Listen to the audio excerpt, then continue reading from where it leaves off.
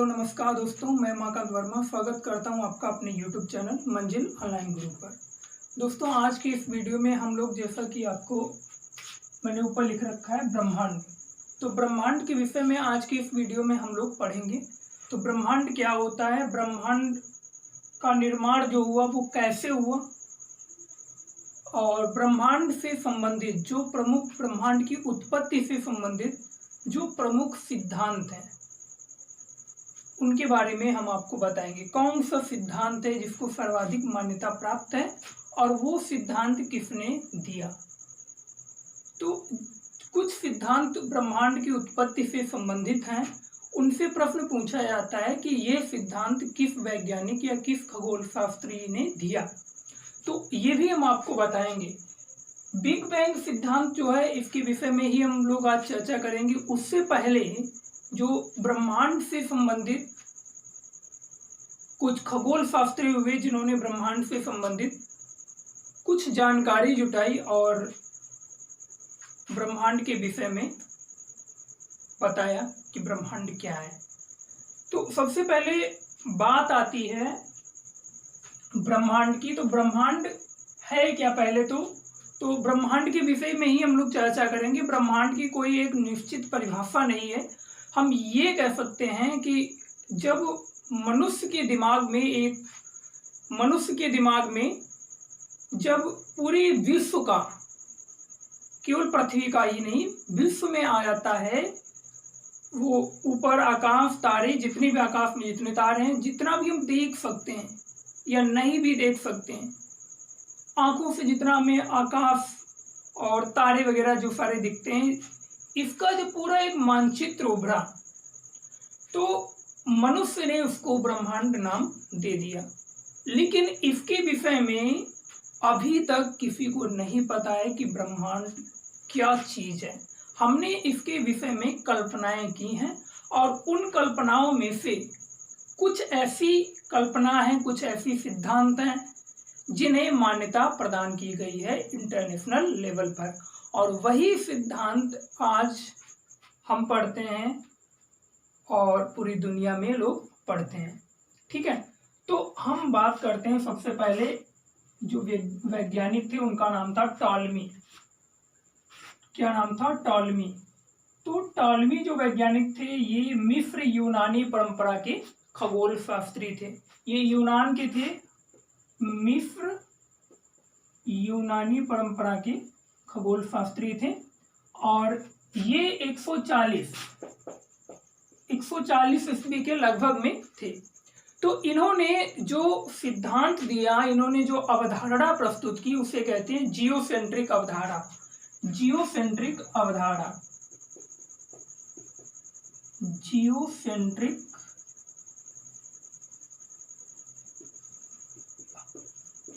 अवधारणा, या इसे हम कहते हैं भूकेंद्रक का सिद्धांत। भूकेंद्रक का सिद्धांत, भूकेंद्रक का सिद्धांत। ये जो भूकेंद्रक का सिद्धांत है, ये क्या है? तो आइए हम देखते हैं। जियोसेंट्रिक अवधारणा या भूकेंद्रक का सिद्धांत, इसके अंतर्गत टॉलमी जी ने बताया कि जो पृथ्वी है, अर्थ, पृथ्वी को इन्होंने केंद्र बताया। क्या बताया? कि पृथ्वी जो है ये ब्रह्मांड के केंद्र में स्थित है। जो ब्रह्मांड है, इन्होंने कल्पना की कि पृथ्वी जो है वो ब्रह्मांड के केंद्र में है। जितने भी तारे, ग्रह, उपग्रह जितने भी हैं, वो सब किसका चक्कर लगाते हैं? पृथ्वी का चक्कर लगाते हैं। जैसा कि इसका नाम ही है भूकेंद्रक सिद्धांत। भूकेंद्रक, भू मीन्स पृथ्वी, केंद्रक केंद्र। तो भूकेंद्रक का सिद्धांत किसने दिया? टॉलमी ने दिया। ये आपको याद रखना है। टॉलमी ने कौन सा सिद्धांत दिया? जियोसेंट्रिक अवधारणा या भूकेंद्रक सिद्धांत, दोनों एक ही हैं। ठीक है, तो इन्होंने जियोसेंट्रिक अवधारणा है क्या, तो ये भी मैंने आपको बताया कि इन्होंने बताया कि अर्थ यानी कि पृथ्वी जो है ब्रह्मांड के केंद्र में स्थित है। लेकिन ये सिद्धांत काफी समय तक चला, लगभग 1400 वर्षों तक यह सिद्धांत मान्य रहा। कितने? लगभग 1400 वर्ष तक यह सिद्धांत मान्य रहा। उसके बाद में एक और वैज्ञानिक हुए जिन्हें हम कहते हैं निकोलस कोपरनिकस। निकोलस कोपरनिकस जो थे, ये थे पोलैंड के वैज्ञानिक थे। कहाँ के थे? दूसरे वैज्ञानिक का नाम है Nicholas Copernicus. Nicholas Copernicus. Nicholas Copernicus जो थे ये कहाँ के वैज्ञानिक थे? ये थे पोलैंड के वैज्ञानिक थे। और इन्होंने क्या बताया? इन्होंने जो अवधारणा प्रस्तुत की उसे कहते हैं हम हेलियोसेंट्रिक अवधारणा। हेलियोसेंट्रिक अवधारणा। हेलियोसेंट्रिक अवधारणा। तो इससे पहले हमने देखा था जियोसेंट्रिक अवधारणा यानी कि भूकेंद्रक का सिद्धांत। हेलियोसेंट्रिक अवधारणा क्या है? तो इन्होंने बताया, निकोलस कोपरनिकस ने बताया कि जो सूर्य है, सन, सूर्य को इन्होंने केंद्र बताया, जबकि टॉलमी ने पृथ्वी को केंद्र बताया था। लेकिन उसके बाद में लगभग 1543, इनका जो टाइम पीरियड है वो 1543, लगभग 1543 ईस्वी में निकोलस कोपरनिकस ने यह बताया कि पृथ्वी नहीं बल्कि सूर्य जो है ब्रह्मांड के केंद्र में स्थित है और जितने भी ग्रह, उपग्रह, क्षुद्र ग्रह जो भी हैं वो सारे सूर्य का चक्कर लगाते हैं। तो हेलियोसेंट्रिक अवधारणा क्या है? हेलियोसेंट्रिक अवधारणा के अनुसार सूर्य जो है वो ब्रह्मांड के केंद्र में स्थित है। तो लेकिन ये सिद्धांत जो था ये केवल कहां तक सीमित था? सौर परिवार तक ही सीमित था। सौर परिवार, केवल सौर परिवार तक ही सीमित था। इनके बाद में एक और वैज्ञानिक हुए जिनको हम, बहुत ही फेमस वैज्ञानिक हुए जिनको हम जानते हैं गैलीलियो नाम से। क्या नाम है? गैलीलियो। गैलीलियो ने ये एक खोज की जिसकी गैलीलियो वैज्ञानिक हुए लगभग 1609 ईस्वी में। इसके बाद में 1609 ईस्वी में गैलीलियो नामक एक महान वैज्ञानिक हुआ जिसने दूरबीन का आविष्कार किया। गैलीलियो द्वारा खोजी गई दूरबीन से ब्रह्मांड का अध्ययन करने में वैज्ञानिकों को काफी मदद मिली। इसी के चलते एक वैज्ञानिक हुए विलियम हर्शले जो थे ये ब्रिटेन के वैज्ञानिक थे। विलियम हर्शले ये ब्रिटेन के वैज्ञानिक थे। कहाँ के थे? ब्रिटेन के वैज्ञानिक थे।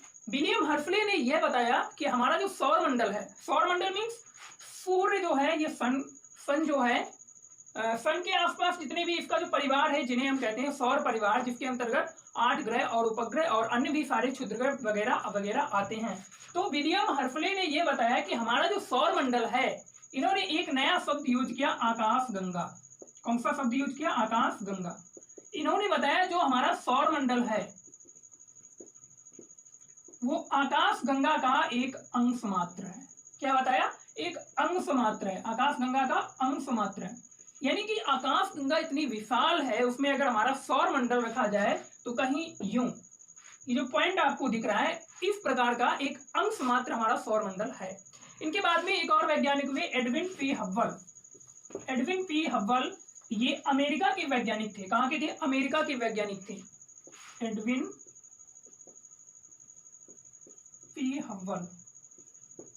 एडविन पी हब्बल जो थे ये अमेरिका के वैज्ञानिक थे, यूएसए।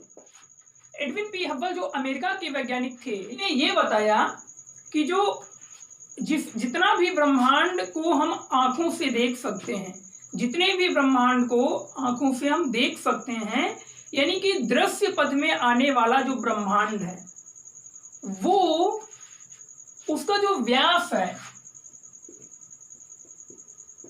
दृश्य पथ में आने वाला, या फिर हम कह सकते हैं दृश्य ब्रह्मांड, यानी कि जितना ब्रह्मांड हम देख सकते हैं उसका जो व्यास है वो 250 करोड़ प्रकाश वर्ष है। 250 करोड़ प्रकाश वर्ष है। 250 करोड़ प्रकाश वर्ष है। सोचो कितना व्यास है, कितना हम देख सकते हैं, जितना हम देख सकते हैं ब्रह्मांड, उसका जो व्यास है वो कितना है, 250 करोड़ प्रकाश वर्ष है, इन्होंने ये बताया। और इसके अंदर लाखों आकाश गंगाएं, ये जो 250 करोड़ प्रकाश वर्ष का जो ब्रह्मांड है, इसके अंदर एक नहीं लाखों आकाश गंगाएं हैं। कितनी लाखों आकाश गंगाएं हैं।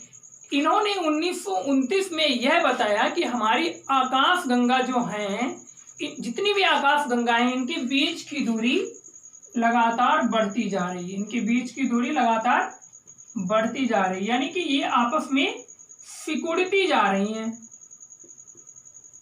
इन्होंने ये बताया कि हमारी जो आकाश गंगाएं हैं ये आपस में सिकुड़ रही हैं। तो सिकुड़ने का मतलब इन्होंने एग्जाम्पल दिया, इन्होंने जो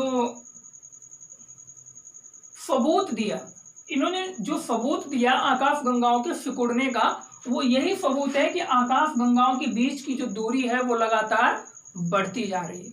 आकाश गंगाओं के बीच की दूरी लगातार बढ़ती जा रही है।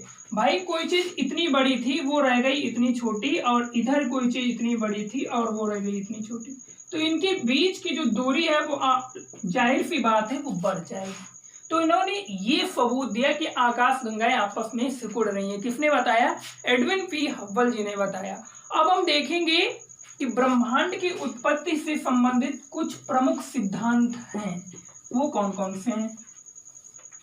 तो ब्रह्मांड की उत्पत्ति से संबंधित बहुत सारे सिद्धांत हैं, उनमें से हम आपको 3 सिद्धांत बताएंगे, जिनमें से एक सिद्धांत के बारे में ही हम आज चर्चा करेंगे। तो ब्रह्मांड की उत्पत्ति से संबंधित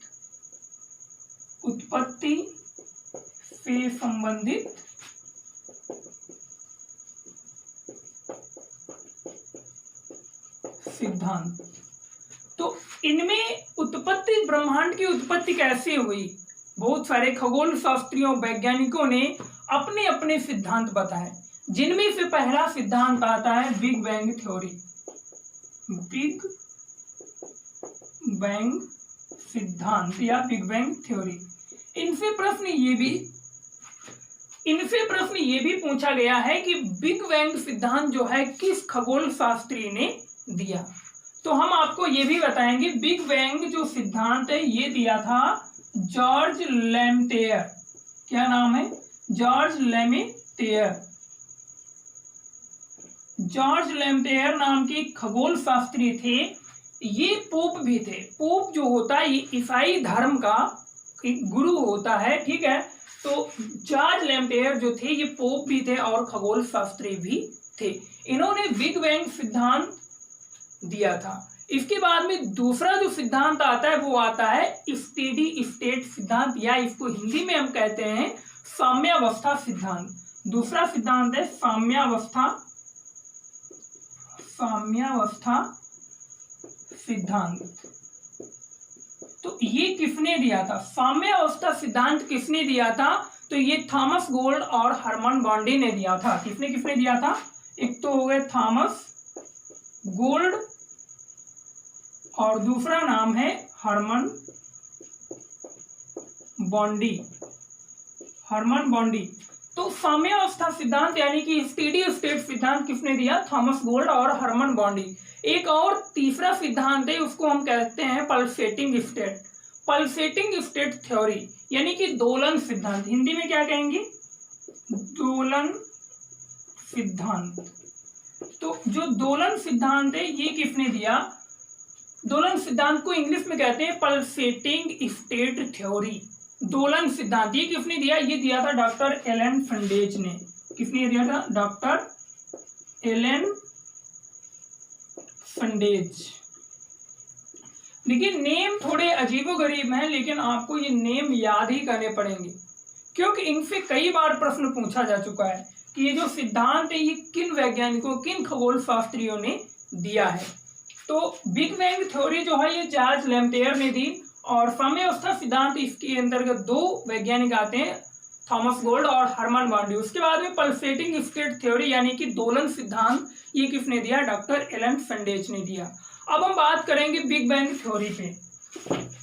जो बिग बैंग थ्योरी है वो है क्या आखिर में? इसके विषय में हम लोग देखेंगे। तो big bang theory, big bang theory के बारे में हम बताएंगे एक जो महाप्रयोग 2010-2012 में किया गया लार्ज हैड्रॉन कोलाइडर के विषय में भी बताएंगे। उससे पहले बिग बैंग थ्योरी, ये मैंने आपके लिए एक फिगर बनाया है समझाने के लिए जो बिग बैंग थ्योरी है वो आखिर में है क्या। बिग बैंग थ्योरी के अनुसार किस प्रकार से ब्रह्मांड का निर्माण हुआ, किस प्रकार से ग्रह, उपग्रह, क्षुद्र ग्रह और भी जितने सारे तारे हैं, आकाश गंगाओं का किस तरीके से निर्माण हुआ, तो इसके विषय में हम आपको बताएंगे। तो ये मैं आपको बता चुका हूँ, बिग बैंग सिद्धांत जो है ये जार्ज लेमैत्रे ने दिया था, और जार्ज लेमैत्रे जो थे ये बेल्जियम के निवासी थे, ये एक पादरी थे, ठीक है। ये जो सिद्धांत है बिग बैंग सिद्धांत दुनिया का सर्वाधिक मान्य सिद्धांत है, यानी कि ब्रह्मांड की उत्पत्ति से संबंधित जो सर्वाधिक मान्य सिद्धांत है वो है बिग बैंग सिद्धांत। इसके विषय में हम कोई 100% श्योर नहीं है कि इसी प्रकार से निर्माण हुआ है, इसको मान्यता दी गई है।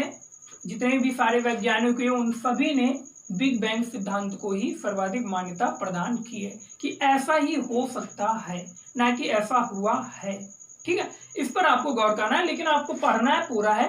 तो बिग बैंग सिद्धांत के अनुसार लगभग 15 अरब वर्ष पूर्व, कितने 15 अरब वर्ष पूर्व जो ब्रह्मांड था ये ब्रह्मांड नहीं था। 15 अरब वर्ष पूर्व ब्रह्मांड नहीं था। 15 अरब वर्ष पूर्व एक विशालकाय अग्निपिंड हुआ करता था।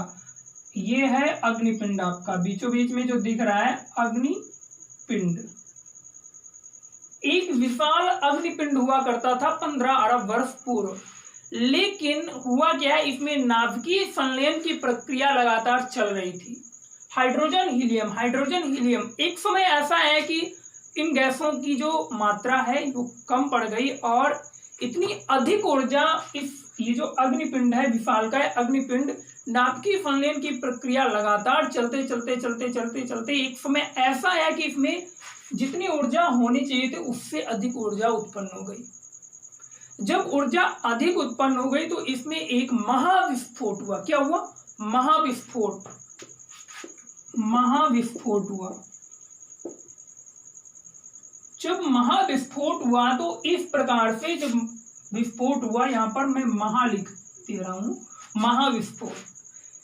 जब इस विशालकाय अग्निपिंड में महाविस्फोट हुआ तो इसके जो टुकड़े थे वो कुछ इस प्रकार से फैल गए, यूं मैंने बना रखे हैं, इस प्रकार से फैल गए, जिससे कि विभिन्न सारे पदार्थों का भी निर्माण हुआ। जब विशालकाय अग्निपिंड में विस्फोट हुआ, महाविस्फोट, जिसे हम बिग बैंग कहते हैं, तो जब महाविस्फोट हुआ तो इसके न जाने कितने टुकड़े हुए, जिसके फलस्वरूप विभिन्न प्रकार के काले पदार्थों और अन्य सारे पदार्थों का, सामान्य पदार्थों का निर्माण हुआ।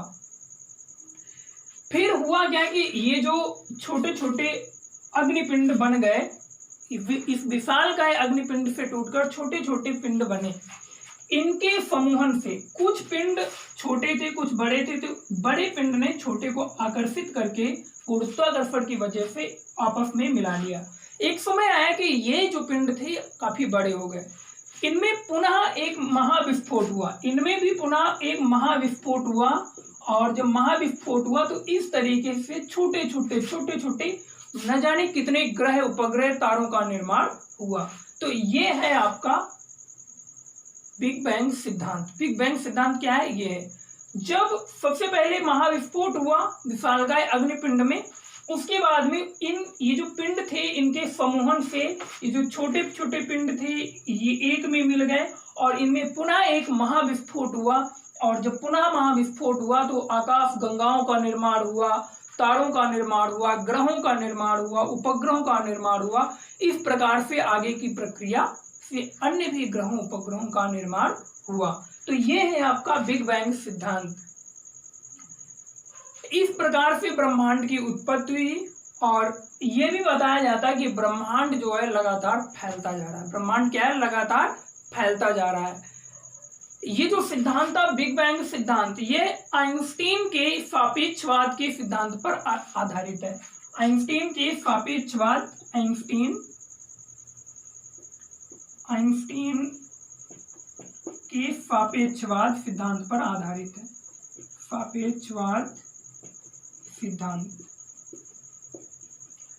तो ये जो बिग बैंग सिद्धांत है इसको दिया है किसने? जॉर्ज लॉम्पेयर ने दिया, और ये बेल्जियम के निवासी थे, और ये सिद्धांत जो है आइंस्टीन के सापेक्षवाद सिद्धांत पर आधारित है। तो इस प्रकार से आप फिगर बनाकर भी याद रख सकते हैं कि जैसे आपके माइंड में ये फिगर आएगा उसी प्रकार आपको तुरंत पूरा का पूरा बिग बैंग थ्योरी आप